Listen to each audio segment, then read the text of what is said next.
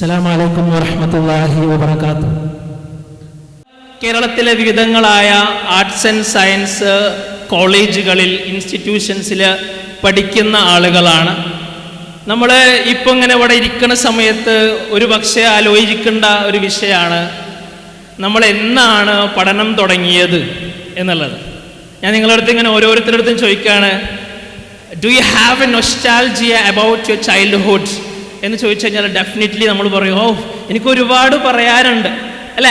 നമ്മളിങ്ങനെ ചിന്തിക്കുന്നുണ്ടാവും നമ്മുടെ ചെറുപ്പകാലം, നമ്മുടെ ചെറിയ പ്രായത്തിൽ സ്കൂളിൽ ചേർന്നത് മുതൽ ഇന്ന് നമ്മൾ കോളേജിലൊക്കെ എത്തി നിൽക്കുന്ന ഒരു പ്രായം, ഒരു വിദ്യാർത്ഥിയുടെ ജീവിതത്തിലെ ഏറ്റവും പ്രധാനപ്പെട്ട ടൈം ലൈനാണ് എന്ന് നമ്മളിങ്ങനെ ആലോചിക്കുന്നുണ്ടാവും. നമ്മുടെ ജീവിതത്തിൻ്റെ ആ ടൈം ലൈനിൽ ഇന്നൊരു കോളേജ് പ്രായത്തിൽ നമ്മൾ എത്തി നിൽക്കുന്ന ഒരു സമയം ഏകദേശം ഒരു 18-20 വയസ്സൊക്കെ നമുക്ക് ആയിട്ടുണ്ടാവും.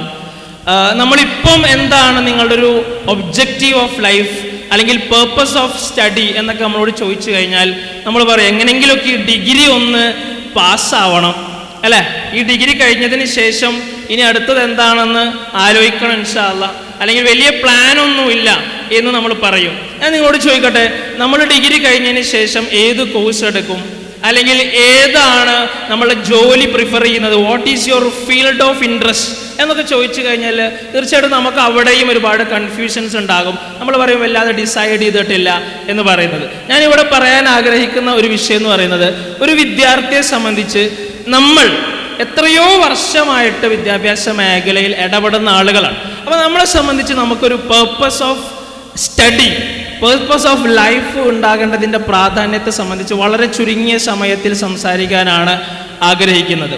ഞാൻ ഈ രീതിയിൽ നമ്മളുടെ ഒരു ലൈഫിനെ സംബന്ധിച്ച് അല്ലെങ്കിൽ നമ്മുടെ ഒരു ഗ്രാജുവേഷൻ കഴിഞ്ഞതിൻ്റെ കാലഘട്ടത്തെ സംബന്ധിച്ച് ചോദിക്കുമ്പോൾ നമ്മൾ പല കാര്യങ്ങളിലും കൺഫ്യൂസ്ഡ് ആയിട്ട് നിൽക്കുകയായിരിക്കും. PG ചെയ്യണോ, അതല്ല BEd ചെയ്യണോ, അതല്ലെങ്കിൽ വേറെ ഏതെങ്കിലും അബ്രോഡ് സ്റ്റഡീസിനെ പറ്റി ആലോചിക്കണോ എന്നൊക്കെയുള്ള ഭയങ്കരമായ കൺഫ്യൂഷൻസിലായിരിക്കും ഒരു പക്ഷേ നമ്മൾ ഉണ്ടായിരിക്കുന്നത്. ഇവിടെ എന്താണ് ആക്ച്വലി ഒരു സ്റ്റുഡൻറ് ആലോചിക്കേണ്ടത്, ഒരു സ്റ്റുഡൻറ്റിനെ സംബന്ധിച്ചുള്ള ആ സ്റ്റുഡൻറ്റിൻ്റെ ലൈഫിൻ്റെ ഡിസൈഡിങ് ഫാക്ടേഴ്സ് എന്തൊക്കെയാണ് എന്ന് നമ്മളൊന്ന് ആലോചിച്ച് കഴിഞ്ഞാൽ നമ്മൾ ആദ്യം ചിന്തിക്കേണ്ടത് നമ്മൾ ഏത് തരത്തിലാണ് നമ്മുടെ ഭാവിയെ പറ്റി പാഷനേറ്റ് ആകുന്നത്. ഒരു പക്ഷേ നമ്മളൊന്ന് ആലോചിച്ച് നോക്കാം, 10ാം ക്ലാസ് കഴിഞ്ഞതിന് ശേഷം നമ്മൾ എടുക്കുന്ന കോഴ്സ്, ആ കോഴ്സിനെ പറ്റി ആരാണ് ആക്ച്വലി നമുക്ക് പറഞ്ഞു തന്നത്? ഒരു പക്ഷേ നമ്മൾ ഏതെങ്കിലും ഒരു കമ്പ്യൂട്ടർ സെൻറ്ററിൽ പോയിട്ട് അപ്ലൈ ചെയ്തു, അതിനുശേഷം നമുക്ക് ഏതോ ഒരു കോഴ്സ് അലോട്ട്മെൻറ്റ് വഴി കിട്ടി, അത് നമ്മൾ +1 +2 ഹയർ സെക്കൻഡറി ആയി പഠിച്ചു.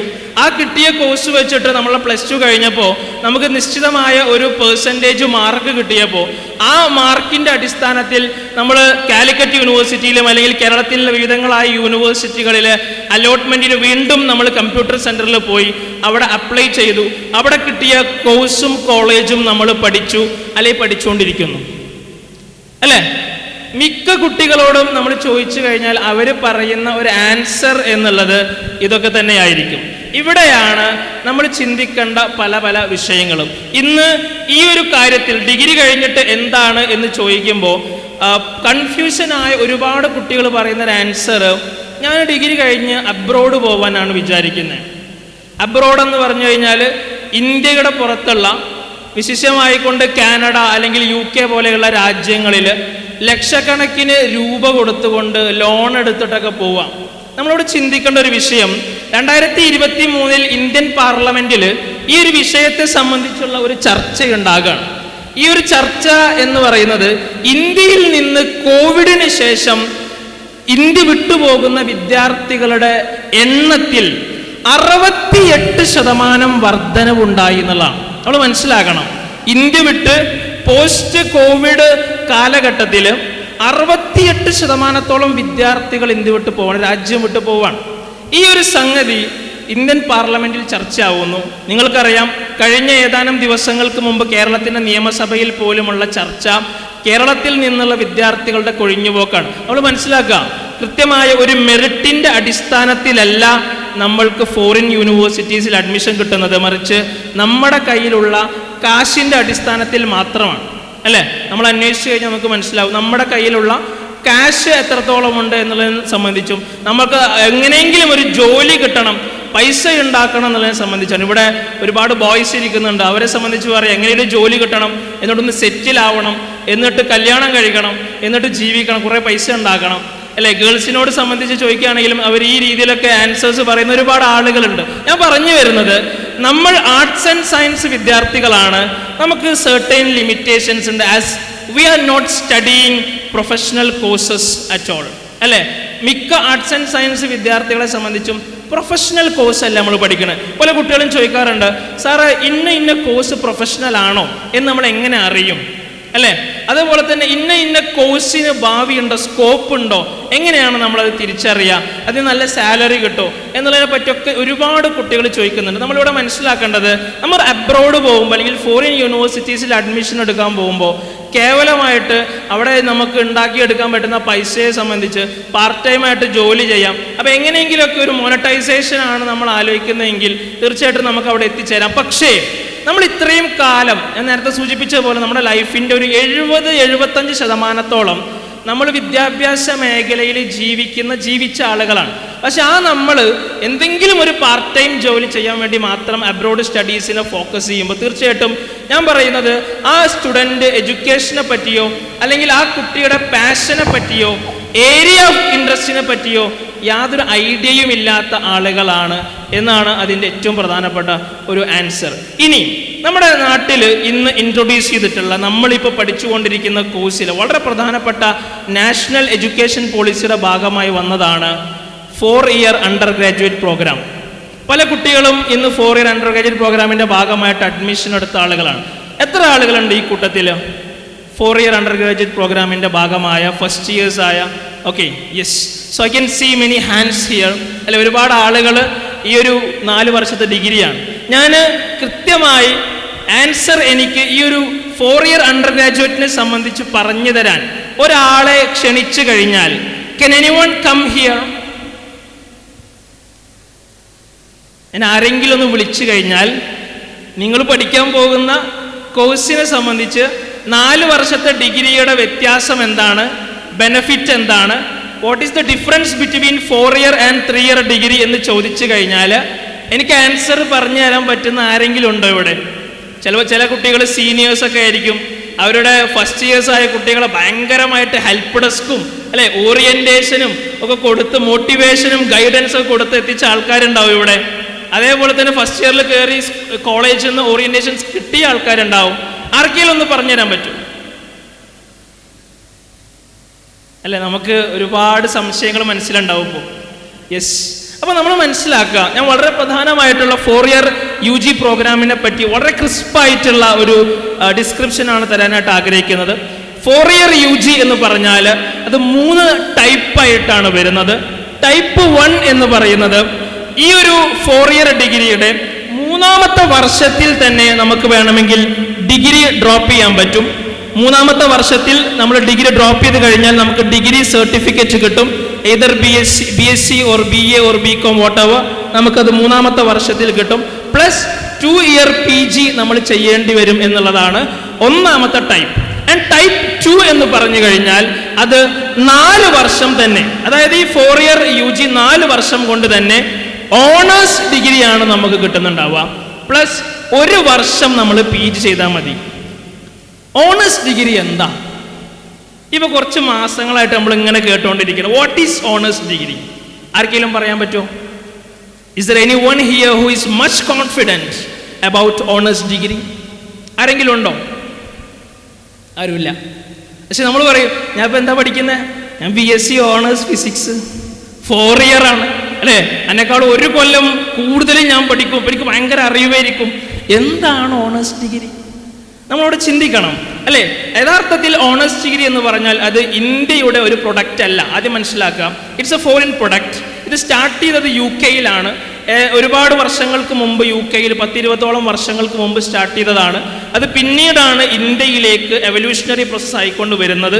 പക്ഷെ നമുക്കറിയാം, ഇന്ത്യയിൽ ഇത്രയും കാലം ഞാനടക്കം പഠിച്ചത് 3 ഇയർ ഡിഗ്രിയാണ്. പക്ഷേ ഞാൻ പഠിച്ചത് ഡൽഹിയിലാണ്, ജാമിയ മില്ലിയയിലായിരുന്നു. സ്വാഭാവികമായിട്ട് ഞാൻ ഓണേഴ്സ് ഡിഗ്രി 3 ഇയർ പഠിച്ച ആളാണ്. ഞാൻ പറഞ്ഞു വരുന്നത്, നമ്മുടെ ഇന്ത്യയിൽ ഇത്രയും കാലം 3 ഇയർ ഓണേഴ്സ് ആയിരുന്നു ഉണ്ടായിരുന്നത്. എന്താണ് ഓണേഴ്സ് എന്ന് പറഞ്ഞു കഴിഞ്ഞാൽ ഒരു ഡിസിപ്ലിനെ, ഒരു സബ്ജക്റ്റിനെ അതിൻ്റെ ഏറ്റവും അക്കാദമിക് ഡെപ്തോടുകൂടെ പഠിക്കുക, കുറച്ചും കൂടിയും സ്കിൽ ഡെവലപ്മെന്റിന് പ്രാധാന്യം നൽകിക്കൊണ്ടുള്ള പഠന രീതിയാണ് നമ്മൾ ഓണേഴ്സ് ഡിഗ്രി എന്ന് പറയുന്നത്. ഇവിടെ അതിൻ്റെ ക്രെഡിറ്റ് സ്കോർ സ്വാഭാവികമായിട്ടും കൂടുതലായിരിക്കും. അതേപോലെ തന്നെ ആ കുട്ടി ഇപ്പം കേവലം ഒരു ബികോം ആണ് പഠിക്കുന്നത്, ബികോം ഹോണേഴ്സ് ആണ് പഠിക്കുന്നത് എങ്കിൽ ബികോം ഹോണേഴ്സിൽ സ്പെഷ്യലൈസ് ചെയ്യുന്ന ഒരു ഏരിയ ഉണ്ടായിരിക്കും. ഫോർ എക്സാമ്പിൾ അക്കൗണ്ടിങ്ങോ മറ്റോ ഒരു സ്പെഷ്യലൈസ്ഡ് ഏരിയ ഉണ്ടെങ്കിൽ ആ സ്പെഷ്യലൈസ്ഡ് ഏരിയയെ മറ്റുള്ള പേപ്പേഴ്സിനേക്കാൾ കമ്പാരിറ്റീവ്ലി കുറച്ചുകൂടെ ഡെപ്തിൽ പഠിക്കുക എന്നുള്ളതാണ് വളരെ സിമ്പിളായിട്ട് നമുക്ക് ഓണേഴ്സ് ഡിഗ്രിയെ കുറിച്ച് പറയാനുള്ളത്. സോ ഈ പറയുന്ന ടൈപ്പ് 2 ആണ് ഏറ്റവും പ്രധാനം. 4 ഇയർ UG ഡിഗ്രി ഓണേഴ്സ് ആയിട്ട് നമുക്ക് പഠിക്കുമ്പോൾ ഒരൊറ്റ വർഷത്തെ PG നമുക്ക് ചെയ്താൽ മതി എന്നുള്ളതും, അപ്പോൾ അതുകൊണ്ട് തന്നെ 5 വർഷം കൊണ്ട് ഡിഗ്രി പ്ലസ് PG നമുക്ക് നേടിയെടുക്കാൻ പറ്റും. ആൻഡ് ഹിയർ ടൈപ്പ് 3 എന്ന് പറയുന്നത് വളരെ പ്രധാനപ്പെട്ടതാണ്. അതായത് 4ാമത്തെ വർഷത്തിൽ നമുക്ക് 4 year UG degree honours with research. നമ്മൾ പല ആളുകളും റിസർച്ചിനെ പറ്റി ആലോചിക്കുന്നത് എപ്പോഴായിരിക്കും? നമ്മളൊരു PGയിൽ ജോയിൻ ചെയ്ത് നമ്മൾ വലിയ ആൾക്കാരൊക്കെ ആയി നമ്മുടെ നാട്ടിലുള്ള കോളേജിൽ ഇങ്ങനെ ജീവിക്കുമ്പോൾ ഞാനിവിടുത്തെ PG സ്റ്റുഡൻ്റാണ്, കമ്പാരിറ്റീവ്ലി വളരെ കുറച്ച് ആൾക്കാരെ PG ഉണ്ടാവുള്ളൂ, വളരെ കുറഞ്ഞ കോഴ്സേ ഉണ്ടാവുള്ളൂ. അപ്പോൾ നമ്മളിങ്ങനെ ആലോചിക്കും അതിന് ഞാൻ എന്തൊക്കെ പുതിയതായിട്ട് ചെയ്യാനുണ്ട്. അപ്പോൾ റിസർച്ചിനെ പറ്റി ആലോചിക്കും അല്ലെ. ഫസ്റ്റ് ഇയറിന് നമ്മളിങ്ങനെ നെറ്റ് JRF എന്നൊക്കെ കേൾക്കും, നമ്മൾ വലിയ കാര്യമാക്കൂല അല്ലേ. ഫസ്റ്റ് ഇയർ കഴിഞ്ഞ് സെക്കൻഡ് ഇയറും നമ്മൾ സെക്കൻഡ് ഇയർ ഒക്കെ കഴിഞ്ഞിട്ടുള്ള സമയത്ത് ഇനി ഒന്ന് നെറ്റ് എഴുതി നോക്കാം എന്ന് തീരുമാനിക്കും. ഇവിടെയാണ് റിസർച്ച് താല്പര്യപ്പെടുന്ന ഒരു വിദ്യാർത്ഥിയെ സംബന്ധിച്ച് റിസർച്ച് പ്രൊജക്റ്റോട് കൂടെ തന്നെ 4 വർഷത്തെ ഡിഗ്രി കംപ്ലീറ്റ് ചെയ്യാനായിട്ട് ഈ പറയുന്ന 4 ഇയർ അണ്ടർ ഗ്രാജുവേറ്റ് പ്രോഗ്രാമിലൂടെ പോസിബിളാണ്. ഇതാണ് ഈ ഡിഗ്രിയുടെ 3 ടൈപ്പ് എന്ന് പറയുന്നത്. 3ാമത്തെ വർഷത്തിൽ വേണമെങ്കിൽ നമുക്ക് ഡ്രോപ്പ് ചെയ്യാം. വലിയ രീതിയിലുള്ള അക്കാദമിക് എക്സലൻസും അല്ലെങ്കിൽ അക്കാദമിക്സിലൂടെ ഫോക്കസ് ചെയ്ത് പോകാൻ താല്പര്യമില്ലെങ്കിൽ നമുക്കിത് 3 വർഷം കൊണ്ട് ഈ ഡിഗ്രി അവസാനിപ്പിക്കാം. അതല്ല അക്കാദമിക്സിന് പ്രാധാന്യം കൊടുത്ത് PGയും കൂടെ ഫോക്കസ് ചെയ്യുന്നുണ്ടെങ്കിൽ മാത്രം നമ്മൾ 4ാമത്തെ വർഷത്തേക്ക് പോയാൽ മതി. അതേപോലെ തന്നെ ഇതൊന്നുമല്ലാതെ റിസർച്ചിനാണ് പ്രാധാന്യമെങ്കിൽ, ഒരു പക്ക അക്കാദമിഷ്യൻ ആകണം എന്നാണ് എൻ്റെ ആഗ്രഹമെങ്കിൽ, ഒരു റിസർച്ച് സ്കോളർ ആകണം, PhD ചെയ്യണം, എൻ്റെ പേരിൻ്റെ മുന്നിൽ ഒരു ഡോക്ടർ എന്നുള്ള ഡോക്ടറേറ്റ് എനിക്ക് കിട്ടണം എന്നാഗ്രഹമുള്ള ആളാണ് ടൈപ്പ് 3യിലേക്ക് പോകേണ്ടത്. ഓക്കെ, ഈ വിഷയത്തിൽ എന്തെങ്കിലും സംശയം ഉണ്ടെങ്കിൽ ഇൻഷാ അല്ലാഹ് നിങ്ങൾക്ക് Q&A സെഷനിൽ ചോദിക്കാവുന്നതാണ്. ഇനിയും ഇത്തരം സാധ്യതകൾ നമ്മുടെ നാട്ടിലുണ്ട്. പക്ഷേ നമ്മളെ സംബന്ധിച്ച് നമുക്ക് ഇതിൽ ഏതാണ് സാധ്യത എന്ന് മനസ്സിലാക്കാൻ പറ്റുന്നില്ല അല്ലേ. ഈ സാധ്യതകൾ മനസ്സിലാക്കണമെങ്കിൽ സ്വാഭാവികമായിട്ടും നമ്മളുടെ സ്കില്ല് ഏറ്റവും നന്നായിട്ട് ഡെവലപ്പ് ചെയ്യണം. എനിക്ക് തോന്നുന്നു കഴിഞ്ഞ സെഷനിൽ വളരെ വ്യക്തമായി സ്കിൽ ഡെവലപ്മെൻറ്റിനെ സംബന്ധിച്ച് അവിടെ പറഞ്ഞതാണ്. ഒരുപാട് തരത്തിൽ സ്കില്ല് ഡെവലപ്പ് ചെയ്യാൻ പറ്റും. പ്രത്യേകിച്ച് ഈ ഒരു AI കാലഘട്ടത്തിൽ നമുക്കറിയാം പല രീതിയിലുള്ള സാധ്യതകൾ നമുക്കുണ്ട്. അതുപോലെ തന്നെ കേരള ഗവൺമെൻറ്റിൻ്റെ ഒഫീഷ്യലായിട്ടുള്ള സൈറ്റിൽ നിങ്ങൾക്ക് പോയി കഴിഞ്ഞാലും ഇതുപോലെ തന്നെയുള്ള സെൻറ്ററുകൾ, centre for skill development courses and career planning പോലെയുള്ള കേരള സർക്കാരിൻ്റെ തന്നെ സ്ഥാപനങ്ങളിൽ നിങ്ങൾ അന്വേഷിക്കുമ്പോൾ, സർക്കാരിൻ്റെ വെബ്സൈറ്റുകളിലൂടെ നിങ്ങൾ പോയി കഴിഞ്ഞാലും നിങ്ങൾ പഠിക്കുന്ന കോഴ്സ് ഏതാണോ ആ കോഴ്സിനനുസരിച്ച് നിങ്ങൾക്ക് അതിൽ നിന്ന് ഡെവലപ്പ് ചെയ്യാൻ പറ്റുന്ന സ്പെസിഫിക് ആയിട്ടുള്ള ഫീൽഡ് ഏതാണോ എന്ന് നമ്മൾ ഇപ്പോൾ തിരിച്ചറിയണം. നമ്മൾ ഒരു വഴിയിലൂടെ യാത്ര ചെയ്യുന്ന സമയത്ത് ഒരു റൗണ്ട് അബൌട്ട് ഉള്ള ഒരു സ്ഥലത്തെത്തി കഴിഞ്ഞ് നമ്മൾ ഇവിടുന്ന് എങ്ങോട്ടാണ് തിരിയേണ്ടത് എന്ന് അവിടെ എത്തിക്കഴിഞ്ഞാൽ അത് പോസിബിളാണോ? തിരിയൽ പോസിബിളാണോ? നമുക്ക് പോവേണ്ട വഴി നമുക്ക് കണ്ടെത്താൻ പറ്റുമോ? ഒരിക്കലുമില്ല അല്ലേ. നമുക്കറിയുന്ന കാര്യമാണ് ഞാൻ പറയുന്നത്. ഒരിക്കലും നമ്മൾ അവിടെ എത്തട്ടെ അല്ലേ, എൻ്റെ കോഴ്സ് കഴിയട്ടെ, അല്ലെങ്കിൽ എൻ്റെ സർട്ടിഫിക്കറ്റ് കയ്യിൽ കിട്ടട്ടെ എന്നിട്ട് ആലോചിക്കാം എന്ന് പറയുന്ന ഒരു കാലഘട്ടം ഇവിടെ അവസാനിച്ചുകൊണ്ടിരിക്കുകയാണ്. ഞാൻ പറയുന്നത് കേരളത്തിലടക്കം ഇനി എൻട്രൻസിൻ്റെ കാലഘട്ടം അല്ലെങ്കിൽ എൻട്രൻസ് രീതിയിലേക്കായിരിക്കും ഇനി criteria of intake towards any higher studies ഇനി പോകാൻ പോകുന്നത്. നമ്മൾ തിരിച്ചറിയണം അല്ലേ. ഇവിടെയാണ് നമ്മളുടെ മുന്നിൽ ഒരുപാട് സാധ്യതകൾ വരുന്നത്. ആ ഒരു സാധ്യതകളെ സംബന്ധിച്ചാണ് നമ്മൾ അടുത്തതായിട്ട് മനസ്സിലാക്കേണ്ട ഒരു സംഗതി എന്ന് പറയാം. നിങ്ങൾ ആലോചിച്ച് നോക്ക്, നമ്മൾ പഠിച്ചുകൊണ്ടിരിക്കുന്ന ഈ കേരളത്തിലെ യൂണിവേഴ്സിറ്റികൾ, ഇപ്പോൾ കാലിക്കറ്റ് യൂണിവേഴ്സിറ്റി ആയാലും അതല്ലെങ്കിൽ കേരള യൂണിവേഴ്സിറ്റിയും കണ്ണൂർ യൂണിവേഴ്സിറ്റിയും MG അടക്കമുള്ള നമ്മുടെ നാട്ടിലെ സ്റ്റേറ്റ് യൂണിവേഴ്സിറ്റികൾക്ക് ബാധിച്ചുകൊണ്ടിരിക്കുന്ന ഏറ്റവും വലിയ ഒരു ടാബു ആണ് ആക്ച്വലി പിയർ പെർസെപ്ഷൻ എന്ന് പറയുന്നത്. നമുക്കിതൊന്നും അറിയില്ല. കാരണം ഞങ്ങൾ കോളേജിൽ പോകുന്നുണ്ട്, ഞങ്ങൾ പഠിക്കുന്നുണ്ട്, എനിക്ക് നല്ല മാർക്കുണ്ട്, അതൊക്കെ പോരെ എന്ന് ചോദിക്കുന്ന ഒരുപാട് കുട്ടികളുണ്ട്. They have no idea of what to do with their course. എൻ്റെ കയ്യിൽ ഈ കോഴ്സ് ഉണ്ട്, ഈ കോഴ്സ് ഞാൻ പഠിക്കുന്നുണ്ട്, സർട്ടിഫിക്കറ്റ് ഉണ്ട്, but I have no idea what to do with this. അല്ലേ? മിക്ക ആളുകളും ഈ ഒരു ടാബുയിലാണ് ഇപ്പോൾ ജീവിച്ചുകൊണ്ടിരിക്കുന്നത്. ഞാൻ പറയുന്നത് പിയർ പെർസെപ്ഷൻ. അതായത് എന്താ പിയർ പെർസെപ്ഷൻ? ടൈംസ് ഓഫ് ഇന്ത്യയിൽ വന്നൊരു ആർട്ടിക്കിളാണ്. പിയർ പെർസെപ്ഷൻ എന്ന് പറഞ്ഞാൽ നമ്മൾ പഠിക്കുന്ന സ്ഥാപനത്തെ സംബന്ധിച്ച് നമുക്ക് ഒരു തരത്തിലുള്ള അഭിപ്രായം, നല്ല അഭിപ്രായമില്ല. നിങ്ങൾ പഠിക്കുന്ന സ്ഥാപനത്തെ സംബന്ധിച്ച് എനിക്ക് വളരെ കോൺഫിഡൻ്റ് ആണ്, എൻ്റെ യൂണിവേഴ്സിറ്റിയെ സംബന്ധിച്ച് വളരെ കോൺഫിഡൻ്റ് ആണെന്ന് പറയുന്ന ആളുകളൊന്ന് കൈവന്തിക്കും. നിങ്ങൾക്ക് തിരിഞ്ഞു നോക്കാം, അല്ലെ? വളരെ കുറഞ്ഞ ആൾ, ആരും ഇല്ല എന്ന് തന്നെ പറയാം. നമ്മൾ പഠിക്കുന്ന യൂണിവേഴ്സിറ്റി, നമ്മൾ ഏത് യൂണിവേഴ്സിറ്റിയെയും ഞാൻ ആ രീതിയിൽ ബ്ലെയിം ചെയ്യുന്നില്ല. പക്ഷേ നമ്മൾ പഠിക്കുന്ന യൂണിവേഴ്സിറ്റിയെക്കുറിച്ച് നമുക്ക് വലിയ അഭിപ്രായമില്ല, മക്കൾക്ക് അഭിപ്രായമില്ല, രക്ഷിതാക്കൾക്ക് അഭിപ്രായമില്ല, അവിടെ പഠിപ്പിക്കുന്ന ഫാക്കൽറ്റീസിനും വലിയ അഭിപ്രായമില്ലാതെ വരുന്നതിനെയാണ് പിയർ പെർസെപ്ഷൻ. ഇന്ത്യയിലെ ഒട്ടുമിക്ക സ്റ്റേറ്റ് യൂണിവേഴ്സിറ്റികളിലും, വിശിഷ്യ നമ്മുടെ നാട്ടിൽ കേരളത്തിലുള്ള നമുക്ക് എല്ലാവർക്കും നമ്മുടെ മനസ്സിൽ ഇപ്പോൾ കുറച്ച് യൂണിവേഴ്സിറ്റീസ് പോകണ്ടാവും, അല്ലേ? നമ്മുടെ ചുറ്റുവട്ടത്തൊക്കെ ഉള്ള ഈ യൂണിവേഴ്സിറ്റീസ്, കോളേജല്ല ഞാൻ പറയുന്നത്, യൂണിവേഴ്സിറ്റീസിനെ സംബന്ധിച്ച് NIRF റാങ്കിങ്ങിൽ കൃത്യമായ ഒരു ക്രൈറ്റീരിയ ഉണ്ട്, മാനദണ്ഡമുണ്ട്. ആ മാനദണ്ഡത്തിൽ നമ്മൾ ഈ പറയുന്ന കാലിക്കറ്റ് യൂണിവേഴ്സിറ്റിക്കും അതുപോലെ തന്നെ മറ്റുള്ള നമ്മുടെ സ്റ്റേറ്റ് യൂണിവേഴ്സിറ്റിക്കും എല്ലാം വളരെയധികം റാങ്ക് കുറവാണ്, അല്ലേ? ഈ യൂണിവേഴ്സിറ്റീസിലാണ് നമ്മൾ പഠിക്കുന്നത്. നമ്മളിപ്പോൾ പഠിക്കുന്ന കോഴ്സുകൾ ഒന്നുകിൽ ആർട്സ് ആകാം, സയൻസ് ആകാം, കൊമേഴ്സ് ആകാം, ഏത് കോഴ്സും ആകട്ടെ, നിങ്ങൾ അന്വേഷിക്കാം. NIRF national institutional ranking framework, ഇന്ത്യയിൽ ഏതൊരു ഇൻസ്റ്റിറ്റ്യൂഷനെയും ഒഫീഷ്യലായി സെൻട്രൽ ഗവൺമെന്റിന് വേണ്ടി റാങ്ക് ചെയ്തുകൊണ്ട് കൊടുക്കുന്ന മിനിസ്ട്രി ഓഫ് എഡ്യൂക്കേഷന് കീഴിലുള്ള അതോറിറ്റിയാണ് NIRF. ഇവിടെ റാങ്കിങ്ങിൽ ഞാനിവിടെ കാണിച്ചിരിക്കുന്നത് കാലിക്കറ്റ് യൂണിവേഴ്സിറ്റിയുടെ റാങ്കാണ്. ഇന്ത്യയിൽ ഓൾ ഇന്ത്യ റാങ്ക് വളരെ താഴെയാണ് കാലിക്കറ്റ് യൂണിവേഴ്സിറ്റി. നമ്മൾ ആഗ്രഹിക്കുന്നതോ, നമ്മൾ പഠിക്കുന്നതോ മിക്ക ആളുകളും കാലിക്കറ്റ് യൂണിവേഴ്സിറ്റി ആയിരിക്കും, അല്ലെങ്കിൽ കേരള യൂണിവേഴ്സിറ്റി ആകാം, കണ്ണൂർ യൂണിവേഴ്സിറ്റി ആകാം. I am not derogating any of these universities.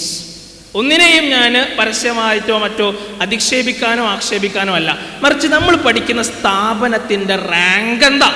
നമ്മൾ പറയുന്നത് ഭയങ്കര റാങ്കാണ്, ഇപ്പോൾ കുറച്ചുകൂടി ഷെയറായിക്കണം, ഇവാലുവേഷനെ കുറച്ചും കൂടി സ്പീഡാണ്. ഇതാണ് നമ്മുടെ മനസ്സിലുള്ള എന്ത് ക്രൈറ്റീരിയ.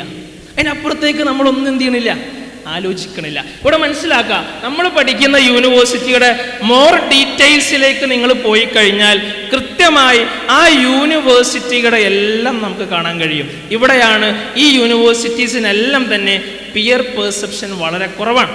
അങ്ങനെ വരുമ്പോഴാണ് നമുക്ക് ജോബ് ഓപ്പർച്യൂണിറ്റീസ് കുറയുന്നത്, പ്ലേസ്മെൻറ്റ് ഓപ്പർച്യൂണിറ്റീസ് കുറയുന്നത്, അങ്ങോട്ട് മൾട്ടിനാഷണൽ കമ്പനീസ് പ്ലേസ്മെൻറ്റിനായി വരുന്നത് കുറയുന്നത്. ഇങ്ങനെ പല രീതിയിലും അവിടെയുള്ള ഹ്യൂമൻ റിസോഴ്സിനെ അത് അഡ്വേഴ്സായിട്ട് എഫക്റ്റ് ചെയ്യും എന്നുള്ളതാണ് നമ്മൾ മനസ്സിലാക്കേണ്ട മറ്റൊരു കാര്യം. നമുക്ക് കേവലമായ ഒരു കാലിക്കറ്റ് യൂണിവേഴ്സിറ്റിയോ കേരള യൂണിവേഴ്സിറ്റിയോ മാത്രമാണോ നമ്മുടെ ഡിഗ്രി കഴിഞ്ഞാൽ പഠിക്കാനുള്ളത്? അല്ല എന്ന അഭിപ്രായമുള്ള ഒരുപാട് ആളുകളുണ്ടാകും. പക്ഷേ അതേ നമുക്ക് തന്നെ വേറെ എവിടെയാ പഠിക്കുക എന്നുള്ള ആൻസർ കൃത്യമാവില്ല. നമ്മളിവിടെ മനസ്സിലാക്കേണ്ട വിഷയം, നമുക്ക് ഇന്ത്യയിൽ ഒരുപാട് നല്ല യൂണിവേഴ്സിറ്റികൾ ഡിഗ്രി പഠിക്കാനും അതുപോലെ തന്നെ PG പഠിക്കാനും റിസർച്ച് ചെയ്യാനും ഒക്കെ തന്നെ നമ്മുടെ മുന്നിലുണ്ട്. ഇന്ത്യയിലെ 902 യൂണിവേഴ്സിറ്റികളിൽ ഇന്ത്യയിലെ റാങ്കിങ് പരിശോധിക്കുമ്പോൾ വളരെ പിന്നിലാണ് നമ്മൾ ഈ പറയുന്ന സ്റ്റേറ്റ് യൂണിവേഴ്സിറ്റികളെല്ലാം. ഇവിടെ ഓൾ ഇന്ത്യ റാങ്ക് ഫസ്റ്റിലേക്ക് വന്നു കഴിഞ്ഞാൽ അവിടെയൊക്കെ വരുന്ന പ്രധാനപ്പെട്ട യൂണിവേഴ്സിറ്റീസ് എന്ന് പറയുന്നത് ഇന്ത്യയിലെ സെൻട്രൽ യൂണിവേഴ്സിറ്റികളായിരിക്കും. As we are not professionals, നമ്മൾ പ്രൊഫഷണൽ കോഴ്സ് ചെയ്യുന്ന IIT-യിലോ NIT-യിലോ എയിംസിലോ ഒന്നും പഠിക്കുന്ന ആളുകളാവില്ല ഇവിടെ കൂടുതലും. കാരണം നമ്മൾ ആർട്സ് ആൻഡ് സയൻസ് സ്റ്റുഡൻസ് കോൺഫറൻസിലാണ്. നമ്മൾ മനസ്സിലാക്കുക, നമ്മളുടെ കരിയർ എക്സൽ ചെയ്യണമെങ്കിൽ നമ്മൾ പഠിക്കേണ്ട ഇൻസ്റ്റിറ്റ്യൂഷൻസ് ഉണ്ട്. ആ ഇൻസ്റ്റിറ്റ്യൂഷൻസ് ഏതൊക്കെയാണ് എന്നതിനെ പറ്റിയിട്ട് നമ്മൾ കൃത്യമായിട്ട് മനസ്സിലാക്കണം. അതിന് നമ്മൾക്ക് നമ്മുടെ കയ്യിൽ അറിയേണ്ട ചില കീവേഡ്സാണ് ഞാനിവിടെ ആഡ് ചെയ്തിട്ടുള്ളത്. ഒന്ന്, NET JRF കുറിച്ചൊക്കെ കാര്യമായി അധികമായി പഠിച്ചു തുടങ്ങണം നമ്മൾ. പലപ്പോഴും ഡിഗ്രി പഠിക്കുന്ന കുട്ടികളൊക്കെ വളരെ സ്ട്രെയിഞ്ചായിട്ട് കാണുന്നൊരു സംഗതിയാണ് നെറ്റ്, JRF ഒക്കെ പോലെയുള്ള കാര്യങ്ങൾ. കൃത്യമായ ഫെലോഷിപ്പോടുകൂടെ നമുക്ക് നമ്മളുടെ ഒരു PG പഠനത്തിന് ശേഷം തന്നെ ഒരു 5-6 വർഷത്തേക്ക് നല്ല രീതിയിൽ പഠിക്കാൻ പറ്റും JRF നേടിക്കഴിഞ്ഞാൽ. ഇങ്ങനെ വരുമ്പോൾ സ്വാഭാവികമായിട്ടും നമുക്ക് ഏതെങ്കിലും രീതിയിലുള്ള ഒരു വരുമാന മാർഗത്തെ സംബന്ധിച്ച് ടെൻഷൻ അടിച്ച് പഠനം വേണ്ട എന്ന് വെക്കേണ്ട യാതൊരു കാര്യവുമില്ല നെറ്റ് JRF ഉണ്ടെങ്കിൽ. മാത്രമല്ല റിസർച്ച് മേഖലയിലേക്ക് പോകാൻ നിങ്ങൾക്ക് മിക്ക ആളുകൾക്കും അറിയുന്നുണ്ടായിരിക്കും നെറ്റ്, JRF പോലെയുള്ള കാര്യങ്ങൾ. ഇവിടെ നമ്മൾ അറിയേണ്ടത് NTA ആണ് ആർട്സ് അതുപോലെ തന്നെ കൊമേഴ്സ് മേഖലക്ക് നെറ്റ് പ്രൊവൈഡ് ചെയ്യുന്നത്. എന്നാൽ CSIR ആണ് സയൻസ് മേഖലക്ക് നെറ്റ് പ്രൊവൈഡ് ചെയ്യുന്നത്. നമ്മൾ മനസ്സിലാക്കുക. മറ്റൊരു പ്രധാനപ്പെട്ട മേഖലയാണ് CUET PG. എത്ര ആളുകൾക്ക് CUET പറ്റി അറിയാം? ഓക്കെ, ഒരുപാട് ആളുകൾക്ക് അറിയാം, പല ആളുകൾക്കും കേട്ടിട്ട് പോലും ഇല്ല അല്ലേ? ഞാൻ പറഞ്ഞു തരുന്നത് CUET common university entrance test ആണ്. നിങ്ങളുടെ ഡിഗ്രിക്ക് ശേഷം PG ഇന്ത്യയിലെ ഏറ്റവും മികച്ച പ്രീമിയർ ആയിട്ടുള്ള സെൻട്രൽ യൂണിവേഴ്സിറ്റീസിൽ പഠിക്കാൻ ഇന്ന് നമുക്ക് ആവശ്യമായിട്ടുള്ള എൻട്രൻസ് ആണ് ആക്ച്വലി CUET PG എന്ന് പറയുന്നത്. ഈ രീതിയിൽ നിങ്ങൾ അവിടെ PG പഠിക്കുകയാണെങ്കിൽ നിങ്ങൾക്ക് അതിന് കൂടെ തന്നെ മറ്റുള്ള പ്ലേസ്മെൻറ്റ് ഓപ്പർച്യൂണിറ്റീസ് എല്ലാം തന്നെ കൂടുതലാണ്. ഇപ്പോൾ ഒരു BA അറബിക്ക് നാട്ടിൽ പഠിച്ച് MA അറബിക്ക് നമ്മൾ English and foreign languages university ഹൈദരാബാദിലുള്ള FLUവിൽ നമ്മൾ MA അറബിക്ക് കഴിഞ്ഞാൽ MA അറബിക്കിൻ്റെ ഫസ്റ്റ് ഇയറിൽ തന്നെ ഫേസ്ബുക്ക്, ആമസോൺ, ട്വിറ്റർ, ഫ്ലിപ്കാർട്ട് ഒക്കെ പോലെയുള്ള വൻകിട സ്റ്റാർട്ടപ്പുകൾ നമ്മൾ എന്ത് ചെയ്യും? ഹയർ ചെയ്യണം. ലക്ഷക്കണക്കിന് രൂപ സാലറി വരുന്ന ഒരു ലിംഗ്വിസ്റ്റിക് ആയിട്ടുള്ളൊരു കോഴ്സ് നമ്മൾ പഠിച്ചാൽ പോലും നമുക്ക് ഒരുപാട് സാധ്യതകളുണ്ട് എന്നാണ് ഞാൻ പറഞ്ഞു വരുന്നത്. ഇതെല്ലാം നമുക്ക് നാഷണൽ യൂണിവേഴ്സിറ്റീസിലാണ് അവൈലബിൾ ആയിട്ടുള്ളത്. അതുപോലെ തന്നെയാണ് ഇവിടെ ജാമ്, ജസ്റ്റ് പോലെയുള്ള എക്സാമുകൾ. സയൻസ് BSc പഠിക്കുന്ന ഒരു വിദ്യാർത്ഥിനെ സംബന്ധിച്ച് MScക്ക് നമ്മൾ ട്രൈ ചെയ്യുമ്പോൾ ഒരിക്കലും നമ്മളെ നാട്ടിലത്തെ സാധാ കോളേജുകളിൽ നിങ്ങൾ പഠിക്കേണ്ട യാതൊരു ആവശ്യമില്ല. നിങ്ങൾക്ക് നിങ്ങളുടെ ഡിഗ്രിക്ക് ശേഷം IITയിലും NITയിലും TIFRൽ Tata institute of fundamental research പോലെയുള്ള സ്ഥാപനങ്ങൾ, അതുപോലെ തന്നെ ബിർള ഇൻസ്റ്റിറ്റ്യൂട്ടൊക്കെ പോലെയുള്ള സ്ഥാപനങ്ങൾ നമ്മളെ കാത്തിരിക്കുന്നുണ്ട് എന്ന് നമ്മൾ മനസ്സിലാക്കുക. സോഷ്യൽ സയൻസ് വിദ്യാർത്ഥികൾക്ക് ഇന്ന് ഏഷ്യയിലെ തന്നെ നമ്പർ 1 സോഷ്യൽ സയൻസ് സ്ഥാപനം എന്ന് പറയുന്നത് TISS ആണ്. TISSനെ പറ്റി കേട്ട എത്ര ആളുകളുണ്ട് ഇവിടെ? ഓക്കെ, വെരി ഫ്യൂ അല്ലേ? ഏഷ്യയിലെ തന്നെ ആദ്യത്തെ സോഷ്യൽ സയൻസിന് ഡെഡിക്കേറ്റഡ് ആയ സ്ഥാപനമാണ് 1936 സ്റ്റാർട്ട് ചെയ്തിട്ടുള്ള TISS, Tata institute of social science. അവിടെ 70-ലേറെ PG കോഴ്സുകൾ only dedicated to social science. നിങ്ങൾ മനസ്സിലാക്കാം, നമ്മളിവിടെ കാണുന്ന ഒരു പൊളിറ്റിക്സും എക്കണോമിക്സും അല്ലെങ്കിൽ ഹിസ്റ്ററിയും ഒന്നുമല്ലാത്തൊരു ലോകം അപ്പുറത്തുണ്ട് എന്ന് നമ്മൾ തിരിച്ചറിയുക. അതുകൊണ്ട് തന്നെ നിങ്ങളിപ്പം ഡിഗ്രി ആണോ PG ആണോ പഠിക്കുന്നത്, ആ രീതിയിൽ നിങ്ങളുടെ കരിയറിനെ മാപ്പ് ചെയ്യാനും കൃത്യമായ ഒരു അനാലിസിസ് നമ്മൾ സെൽഫായിക്കൊണ്ടോ അല്ലെങ്കിൽ അതിന് പറ്റുന്ന നമ്മളെ സഹായിക്കുന്ന ഗൈഡുകളെ വെച്ചോ മെൻറ്റേഴ്സിനെ വെച്ചുകൊണ്ടോ ചെയ്യുക. ആ രീതിയിൽ നിങ്ങളുടെ ഫ്യൂച്ചറിനെ പറ്റി, നിങ്ങളുടെ ഹയർ സ്റ്റഡീസിനെ പറ്റി വ്യക്തമായ ഒരു പിക്ചർ ക്രിയേറ്റ് ചെയ്യാൻ എല്ലാവർക്കും സാധിക്കട്ടെ. അതിന് റബ്ബ് നമ്മളെല്ലാവരെയും അനുഗ്രഹിക്കട്ടെ, തുണക്കട്ടെ എന്ന് മാത്രം ആശംസിച്ചുകൊണ്ട് പ്രാർത്ഥിച്ചുകൊണ്ട് നിർത്തുന്നു. അസ്സലാമു അലൈക്കും വറഹ്മത്തുള്ളാഹി വബറകാതുഹു.